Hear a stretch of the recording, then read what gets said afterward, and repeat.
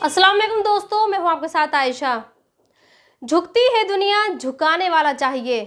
जी हाँ दोस्तों, ये डायलॉग फिल्मी हो सकता है, लेकिन अगर कोई असल जिंदगी में इसे अपना ले तो फिर दुनिया को झुकना ही पड़ता है। जैसे आज बीजेपी की केंद्र सरकार झुकी है, और जानते हैं मोदी वाली केंद्र सरकार को किसने झुकाया है? पहलवानों ने, वो भी लेडीज पहलवानों ने। आज मैं आपको ये बताऊंगी कि क्यों देश के मुसलमानों को किसानों और पहलवानों से सीखने की ज़रूरत है। उससे पहले आज आप ये जानिए कि आज पहलवानों ने क्या किया है। यूँ समझ लीजिए, पहलवानों ने वो काम किया है जिसका इंतज़ार स्पोर्ट्स से जुड़े लोगों को पिछले करीब 2 साल से था। आज पहलवानों के आगे मोदी वाली केंद्र सरकार झुक चुकी है, और जानते हैं केंद्र सरकार ने क्या किया है। केंद्र सरकार की स्पोर्ट्स मिनिस्ट्री ने कुश्ती महासंघ की नई बॉडी को निलंबित कर दिया है। स्पोर्ट्स मिनिस्ट्री ने ये कहा है कि पिछले दिनों रेसलिंग फेडरेशन के अध्यक्ष को चुनने में रेसलिंग फेडरेशन के नियमों का पालन नहीं किया गया, और ब्रजभूषण ने अपने ही एक आदमी जिसका नाम संजय सिंह है, उसको रेसलिंग फेडरेशन का अध्यक्ष बना दिया। लिहाजा रेसलिंग फेडरेशन की इस नई बॉडी और इस नए प्रेसिडेंट को सस्पेंड किया जाता है। आपको याद होगा कि पिछले दिनों साक्षी मलिक ने रेसलिंग से संन्यास ले लिया था। बजरंग पुनिया ने अपने मेडल वापस कर दिए थे, और ये कहा था कि चूंकि रेसलिंग फेडरेशन को जो शख्स चला रहा है वो ब्रजभूषण का ही चेला है, लिहाजा उसकी देखरेख में भी महिला पहलवान सुरक्षित नहीं रहेगी, और वो भी महिला पहलवानों के साथ वही करेगा जो ब्रजभूषण के वक्त में हुआ था।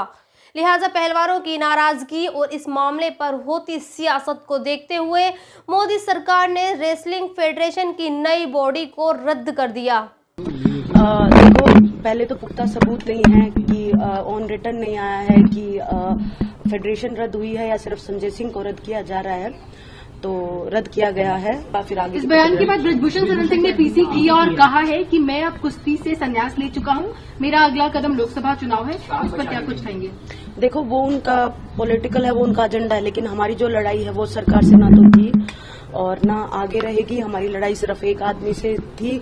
हमारी लड़ाई जो है महिलाओं के लिए थी, फेडरेशन में जो बेटियां हैं, जो नए रेसलर्स हैं, उनके लिए थी। और बस ये लड़ाई हम लड़ रहे हैं अपने तरीके से, जैसे भी है।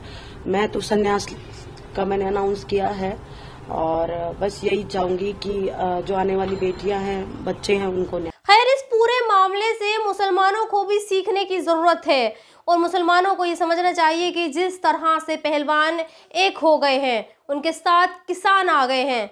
अगर मुसलमान भी एक हो जाएं तो उन्हें देश में दबकर नहीं रहना पड़ेगा। उन्हें ये एहसास नहीं होगा कि वो इस देश में दोयम दर्जे के शहरी हैं। मिसाल के तौर पर अगर आप अलीगढ़ की इन तस्वीरों को देखेंगे तो आप ये जानेंगे कि इस देश में मुसलमानों का वजूद क्या है। सचिन गुप्ता नाम के एक पत्रकार ने ये वीडियो पोस्ट किया है, और ये बताया है कि कैसे हिंदू संगठन से जुड़े कुछ लोग सरेआम मस्जिद की दीवार पर जय श्री राम लिख रहे हैं, और कैमरे के सामने सीना तान कर ये कह रहे हैं कि चूंकि अयोध्या में राम मंदिर बन रहा है और वहां आने वाली 22 जनवरी को प्राण प्रतिष्ठा का कार्यक्रम होने वाला है, लिहाजा वो पूरे अलीगढ़ और पूरे देश को ये संदेश दे रहे हैं कि सभी लोगों को अयोध्या चलना चाहिए, और इसी संदेश को मस्जिद की दीवार पर लिखकर भी देना चाहते हैं। और इनसे किसी ने कुछ नहीं कहा, ना तो पुलिस और ना प्रशासन ने इनसे कुछ कहा। मुसलमानों का तो वजूद ही नहीं है और वो इनसे कुछ कह सके, और मैं तो कहती हूँ अच्छा ही हुआ जो मुसलमानों ने इनसे कुछ नहीं कहा और इन्हें चुपचाप मस्जिद की दीवार पर जय श्री राम लिखने दिया, वरना फिजूल ही अलीगढ़ में दंगे हो जाते, और जो मुसलमान इन लिखने वालों से कुछ कहते वो जेल में होते और उनके घरों पर बुलडोजर भी चल चुका होता। लेकिन देखिए ये कितनी बड़ी विडंबना है। खैर, ये तो थी मस्जिद की बात, और आपको मुसलमानों के वजूद से जुड़ी एक और ख़बर बताती हूँ, और ये खबर दिल्ली के स्वरूप नगर की है, जहाँ 23 दिसंबर की शाम को एक खबर आती है कि एक नाबालिग लड़की का रेप करके उसे नहर में फेंक दिया जाता है। पुलिस ने शक के दायरे में पड़ोस में ही रहने वाले मुस्लिम लड़के को उठा लिया, उसकी 4 दिन तक लॉकअप में रखकर पिटाई भी की।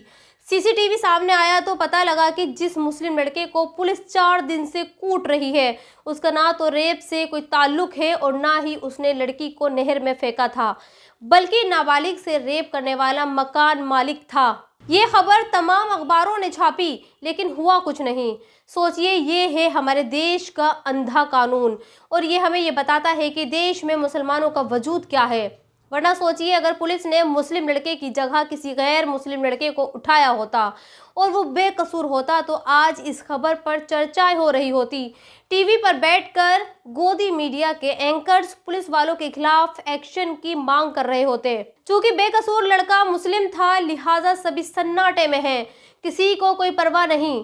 परवाह जानते हैं जहां होती है जहां सवाल हिंदू धर्म का होता है, हिंदू धर्म से जुड़े लोगों की आस्था का होता है। जैसे आज इस खबर की चर्चा हो रही है, नेशनल और इंटरनेशनल मीडिया सिर्फ इसी खबर की बात कर रहा है और ये कह रहा है कि कैलिफोर्निया में जो हुआ वो अच्छा नहीं हुआ। इस खबर में विदेश मंत्रालय शामिल हो चुका है। इस खबर पर कैलिफोर्निया में मौजूद भारतीय दूतावास एक्टिव है। इस खबर पर पूरा भारतीय मीडिया एक्टिव है। खैर, आप ये जानिए कि ये खबर क्या है। दरअसल शुक्रवार की शाम कैलिफोर्निया के स्वामी नारायण मंदिर पर हमला होता है। मंदिर में तोड़फोड़ की जाती है। लोकल पुलिस ये पता लगाती है कि ये हमला हेट क्राइम की वजह से हुआ। खबर हिंदुस्तान तक पहुंचती है और देश के विदेश मंत्री इसका संज्ञान लेते हैं और ये कहते हैं कि ऐसी घटनाओं को बिल्कुल भी बर्दाश्त नहीं किया जाएगा।